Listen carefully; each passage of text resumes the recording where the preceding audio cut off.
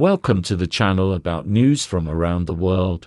While you subscribe and like it, we're going to start. The Chinese embassy in the United States has issued serious statements and strong protests to the American side, the Chinese embassy in America said. This harsh form was used in connection with the arrest of Chinese nationals in a third country and their deportation to the States. Before these events, the U.S. Justice Department had indicted 4 Chinese companies and 8 Chinese nationals. They are accused of supplying chemical precursors for drug production in Mexico. 2 of the suspects were detained by the U.S. in Hawaii in a special operation. The Chinese embassy calls these actions a trap and protests strongly. So what is it that has so angered the Chinese if these are the real enablers of drug trafficking and organization of drug manufacture? The fact is that China has for years been trying to work with the U.S. to detect and suppress drug trafficking on a global scale. The Americans, while agreeing with all of China's arguments and proposals in words, in reality take absolutely no steps to move forward on these issues and resume cooperation in this area. They are well aware of the cost of the impact of drugs on their citizens. It was the Anglo-Saxons who waged the opium wars with them. So all the tricks of the U.S. and Britain are well known to all. However, nothing has changed since then. America, as always, continues to accuse, humiliate and attack China. What can they do? The U.S. has imposed sanctions on Chinese law enforcement agencies that fight drugs. This is their double standard. What or who are American authorities fighting this way?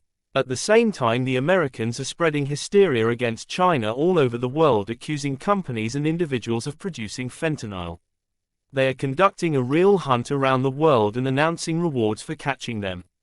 Now it's down to the illegal detention of citizens of another sovereign country on the territory of third countries. But the Americans are not embarrassed or deterred by anything. Let's see how China responds. We already saw it when the Americans arrested Huawei CFO Meng Wanzhou at a Canadian airport. Charges were made up for her and she was arrested. China responded by immediately arresting 2 high-ranking Canadian nationals and offering a dignified exchange. And Canada immediately bent over. The extradition to the States was halted and the parties exchanged detainees. Canada got a glorious kicking with a heavy Chinese boot. Only if the Canadians thought that after the release of Maine they settled everything with the Chinese, they were very much mistaken. Quietly, China has already detained, arrested over 200 Canadian citizens based on their investigations. Now the Canadians are already jumping up and down about the harsh measures taken by China, with 3 of them already facing the death penalty for drugs. Now another form of detention has appeared in China, a travel ban. No one is arresting anyone.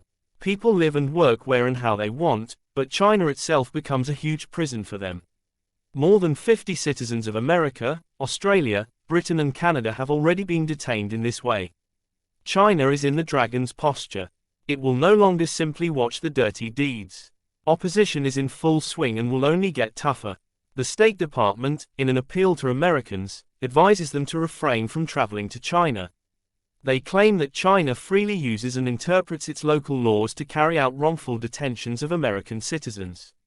I wonder if the Chinese aren't doing the same thing as the Americans. Seems to me they are obviously mirroring. The more the Americans get cocky, the more the Chinese will retaliate. So far, China is using its territory as a response to inadequate actions by the US. But voices are already beginning to be heard that it is time to move to detentions around the world. That would be a real disaster for the United States.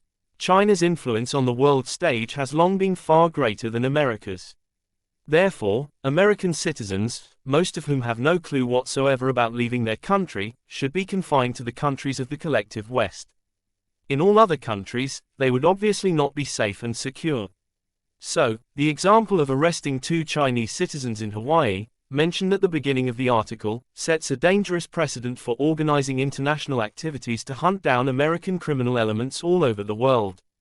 The Americans do not seem to understand the catastrophic nature of the situation. They are acting narrowly in their own interests. But soon their freedom and permissiveness will end where freedom begins for China, Russia, Turkey, North Korea, Iran, Brazil and others. Let's congratulate China on its initiative. And we will support its endeavor with joy. It is time to put them in their place. Thank you for watching. If you're interested, subscribe and leave a comment.